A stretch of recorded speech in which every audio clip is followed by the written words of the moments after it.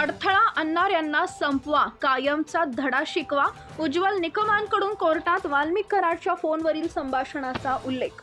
मसाजोग गावचे सरपंच संतोष देशमुख हत्या प्रकरणी बुधवारी बीडच्या मोक्का न्यायालयात सुनावणी पार पडली. यावेळी विशेष सरकारी वकील ॲडव्होकेट उज्ज्वल निकम यांनी पहिल्यांदाच न्यायालयात युक्तिवाद केला. उज्ज्वल निकम यांच्यासारख्या हाय प्रोफाईल वकील हा खटला लढवत असल्यानं आजच्या सुनावणीला महत्त्व प्राप्त झालं होतं.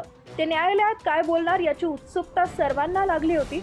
उज्ज्वल निकम यांनी आपल्या लौकिकाला जागत संतोष देशमुख हत्या प्रकरणाचा संपूर्ण घटनाक्रम आणि त्याच्याशी वाल्मिक कराड याचा असलेला थेट संबंध पहिल्याच सुनावणीत अधोरेखित करण्याचा प्रयत्न केला.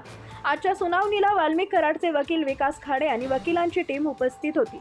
यावेळी वाल्मिक कराडसह अन्य 2 आरोपींना व्हिडिओ कॉन्फरन्सिंगद्वारे न्यायालयात हजर करण्यात आलं होतं.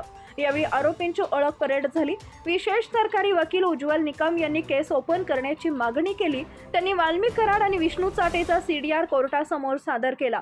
त्यावेळी वाल्मिक कराडच्या वकिलांनी हे पुरावे आपल्याला देण्यात यावेत अशी मागणी केली आहे. यावर माननीय न्यायाधीशांनी सर्व कागदपत्र आरोपींच्या वकिलांना उपलब्ध करून द्यावेत असा आदेश दिला. यावर निकम यांनी कागदपत्र आम्ही देतो, केस पुढे घेऊन जाऊ शकतो असं म्हणणं मांडलं. यावर आरोपीचे वकील विकास खाडे यांनी आपण म्हणता म्हणून केस ओपन झाली असं होत नाही. यावेळी आरोपीचे वकील यांनी गोपाल कृष्ण केसचा संदर्भ दिला. 1 तासात संपूर्ण मागणी केलेली कागदपत्र दिली जातील असं उज्ज्वल निकम यांनी सांगितलंय. यावर कागदपत्र मिळाल्यानंतर आम्हाला अभ्यास करण्यासाठी वेळ द्यावा अशी मागणी वाल्मिक कराडच्या वकिलांनी केली. माननीय न्यायालयानं ही मागणी मान्य करत पुढील सुनावणीची तारीख 10 एप्रिल दिली. Subscribe now and press the bell icon. Never miss an update.